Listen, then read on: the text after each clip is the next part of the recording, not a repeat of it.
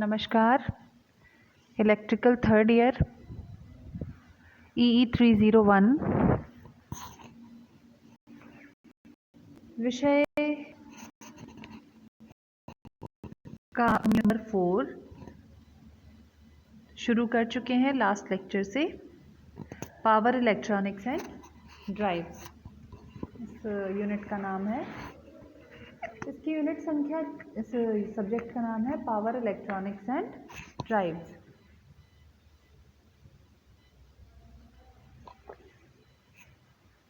Unit संख्या 4 chopper का हमने 4.1 टॉपिक अपने लास्ट लेक्चर में कवर किया था, जिसमें हमने इंट्रोडक्शन दिया था चॉपर का और उसके प्रिंसिपल को बताया था, principle of chopper operation.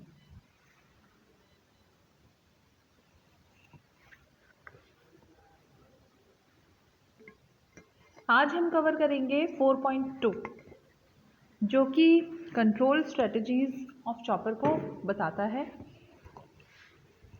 Control strategies में constant frequency system and variable frequency system दो सब टॉपिक्स गिवन हैं।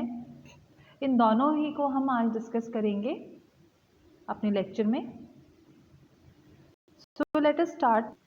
बहुत ही ध्यान से आप सुने, बहुत सिंपल टॉपिक है, बहुत ही इंटरेस्टिंग भी है। कम्युनिकेशन से भी आप इसे जोड़ सकते हैं, लेकिन आप लोगों ने अच्छा कम्युनिकेशन का इलेक्ट्रिकल में नहीं होगा। तो let us start. Control strategies of chopper.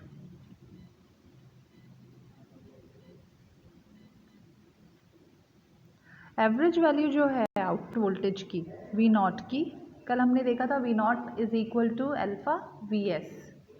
Alpha depend करता है on time and off time पर। चॉपर का जो ऑन टाइम और ऑफ टाइम है उस पर डिपेंड करता है अल्फा। चूँकि चॉपर एक सेमीकंडक्टर स्विच की तरह कार्य करता है, इसलिए स्विच की तरह उसे ऑन तथा ऑफ भी होना होता है। साथ ही उसके ऑन तथा ऑफ होने के जो समय अंतराल हैं, उसे जो भी समय वो ऑन के दौरान तथा ऑफ के दौरान लेता है, उसे ऑन टाइम तथा ऑफ टाइम कहा जाता है। ये आपने कल देखा ही था हमारे प्रीवियस लेक्चर में, आई मीन टू से।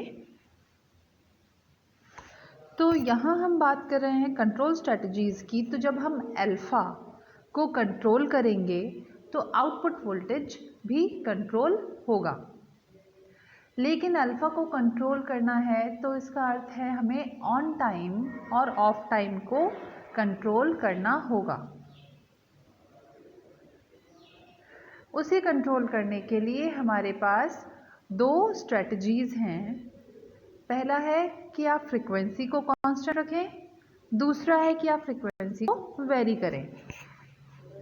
तो हम पहले वाले को डिस्कस करते हैं, कांस्टेंट फ्रीक्वेंसी सिस्टम को।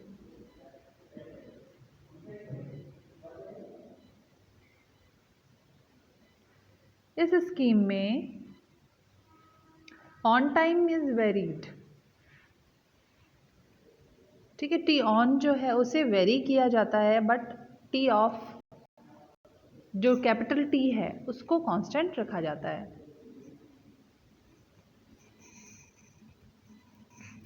ठीक है, मतलब फ्रीक्वेंसी को कांस्टेंट रखना है आपको और उसमें टी ऑन को वेरी किया जाता है, तो ऑब्वियसली टी ऑफ भी वेरी होगा, क्योंकि कैपिटल टी को यदि कांस्टेंट रखना है तो capital T is equal to T on plus T off. तो यदि ऑन को आप चेंज कर रहे हो तो ऑफ भी चेंज होगा, तभी तो टी कांस्टेंट रहेगा। तो टी ऑन को एडजस्टमेंट का मतलब है कि इस स्कीम को पल्स विड्थ मॉड्यूलेशन स्कीम भी कह सकते हैं। इसको टाइम रेशियो कंट्रोल भी कहा जाता है। जैसा कि आप फिगर यहाँ स्क्रीन पर देख सकते हैं, सोर्स वोल्टेज की पल्स है और आउटपुट वोल्टेज की एक्सेस है। यहाँ आप देखें टी ऑन जो है वो कम ड्यूरेशन का है compare to T off in first pulse, और जो बी पल्स है उसमें आप देखें टी ऑन की ड्यूरेशन ज़्यादा है, टी ऑफ की ड्यूरेशन कम हो गई है, लेकिन दोनों ही केसेस में आप देखें कि कैपिटल टी जो है वो बिल्कुल सेम है, उसमें कोई चेंज नहीं हुआ है, यानी फ्रिक्वेंसी जो है वेव की वो बिल्कुल सेम है। फ्रिक्वेंसी मतलब कि वो किस फ्रिक्वेंसी से आ रही है। 5 मिनट में सपोज़ एक एग्जाम्पल के तौर पर मैं आपको बताती हूँ, 0 से लेकर सपोज़ ये जो इसका पल्स का इनिशियल पॉइंट है इसको हम मानते हैं कि ये है 0, ठीक है। अब 0 से लेकर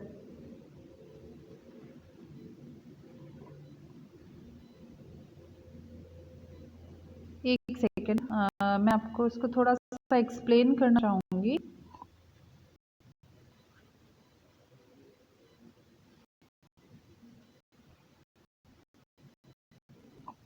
सपोज ये 30 और वी नॉट यहाँ पर मिल रहे हैं,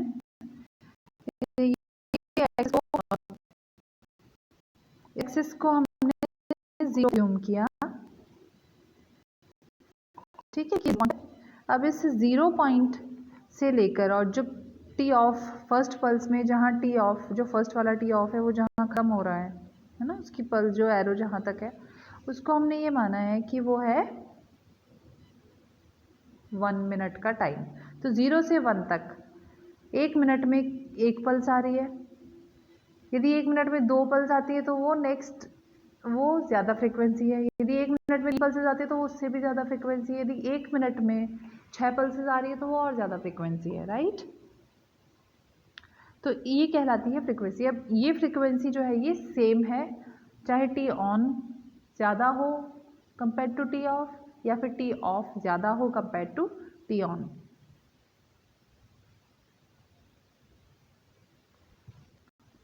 ठीक है, तो ये जो कैपिटल टी है ये कांस्टेंट रहेगा दोनों ही केसेस में,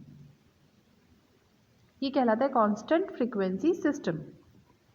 इसके बाद है variable frequency system. Variable frequency system में chopping frequency F is varied, या तो टी ऑन को कांस्टेंट रखा जाता है या टी ऑफ को कांस्टेंट रखा जाता है।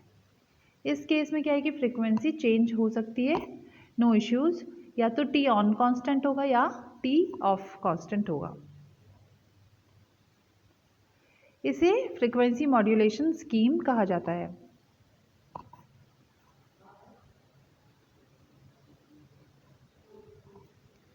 डायग्राम में आप देख सकते हैं जो फर्स्ट पल्स है टी ऑन और टी ऑफ दोनों मिलके कैपिटल टी बनाते हैं, ठीक है। अब यहाँ पर सेकंड पल्स में आप देखें टी ऑन तो कांस्टेंट है बट टी ऑफ को कम किया है तो कैपिटल टी चेंज हो गया है। नेक्स्ट पल्स में आप देखिए टी ऑफ जो है उसे कांस्टेंट रखा है।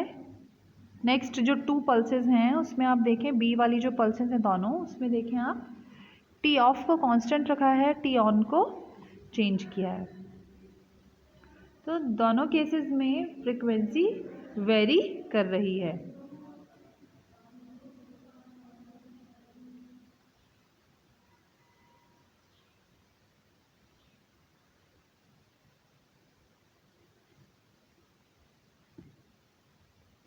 तो यहाँ बस एक ध्यान देने वाली बात यह है कि frequency modulation scheme has some disadvantages. कुछ डिसएडवांटेजेस हैं जिनमें है कि PWM यानी कांस्टेंट फ्रीक्वेंसी सिस्टम में जो कि नहीं पाई जाती हैं, है ना। मतलब constant frequency system is considered better compare two variable frequency system.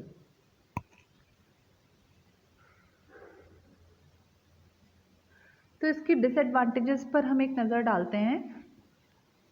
सबसे पहली डिसएडवांटेज वेरिएबल फ्रीक्वेंसी सिस्टम की है वो ये है chopping frequency has to be varied over a wide range of control of output voltage. मतलब ये है कि इसमें क्योंकि आपकी फ्रीक्वेंसी वेरी कर रही है ना, वाइड रेंज में वेरी कर रही है, तो इस वाइड रेंज के लिए हम यदि कोई फ़िल्टर डिज़ाइन करना चाहें, इसे सर्किट में इनपुट दें और फ़िल्टर डिज़ाइन करें, इसके लिए फ़िल्टर से पास कराएं उसे, तो बहुत ही डिफ़िकल्ट होगा ऐसे फ़िल्टर को डिज़ाइन करना। दूसरी डिसएडवांटेज की है, अल्फ़ा को कंट्रोल करने के लिए frequency variation would be wide. तो क्योंकि फ्रीक्वेंसी वेरिएशन वाइड है, इसलिए यहाँ नियर बाय जो सिग्नलिंग चैनल्स हैं, लाइक टेलीफोनिक चैनल्स हैं, उनके साथ इंटरफेरेंस, फ्रीक्वेंसी इंटरफेरेंस के बहुत ज़्यादा चांसेस रहते हैं। तो इसलिए भी हम वेरिएबल फ्रीक्वेंसी को प्रेफर नहीं करते। तीसरा है कि लार्ज ऑफ टाइम होता है इन फ्रीक्वेंसी मॉड्यूलेशन स्कीम, है ना। तो उससे क्या है कि लोड करंट जो है वो डिसकंटिन्यूस हो जाता है, जो कि अनडिज़ायरेबल है।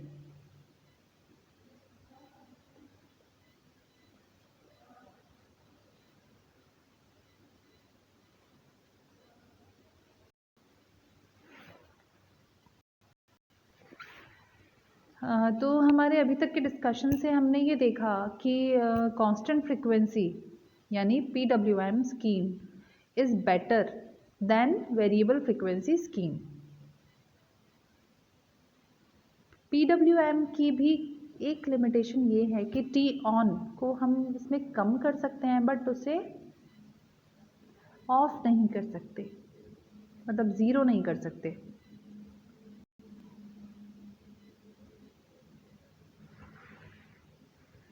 क्योंकि लो रेंज फिर उसकी हम अब क्योंकि उसे हम ज़ीरो नहीं कर सकते, तो हम लो रेंज जो है अल्फ़ा की, अल्फ़ा कंट्रोल की, उसे भी हम पूरी तरह से ले पाएंगे।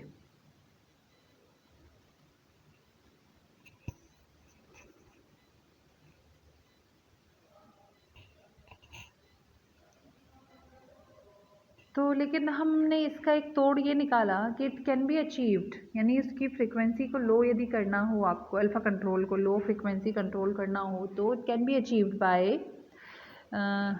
Increasing chopping period of chopper.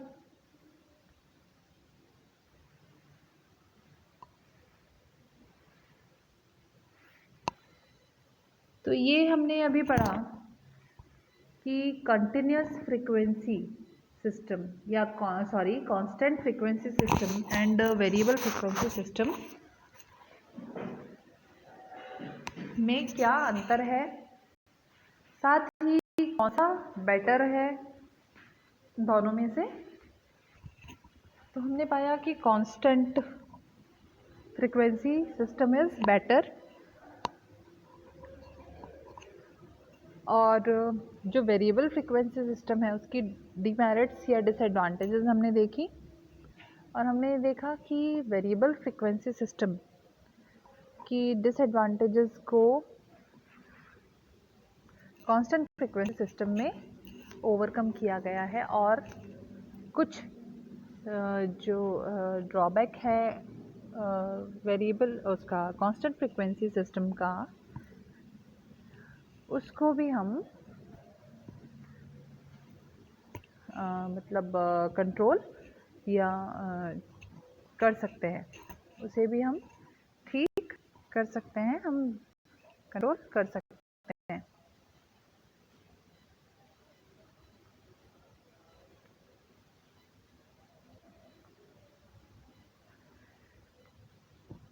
ठीक है, तो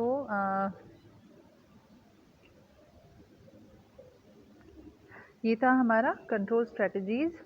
इसके बाद नेक्स्ट जो होगा हमारा, हम उसमें अगला टॉपिक सब टॉपिक्स हैं वो डिस्कस करेंगे।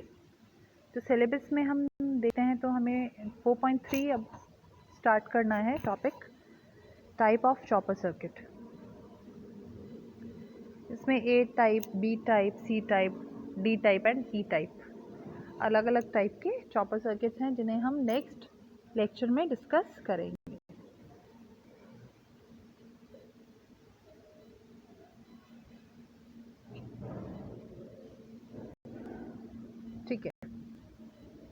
तो ये था आज का लेक्चर हमारा। Thank you so much.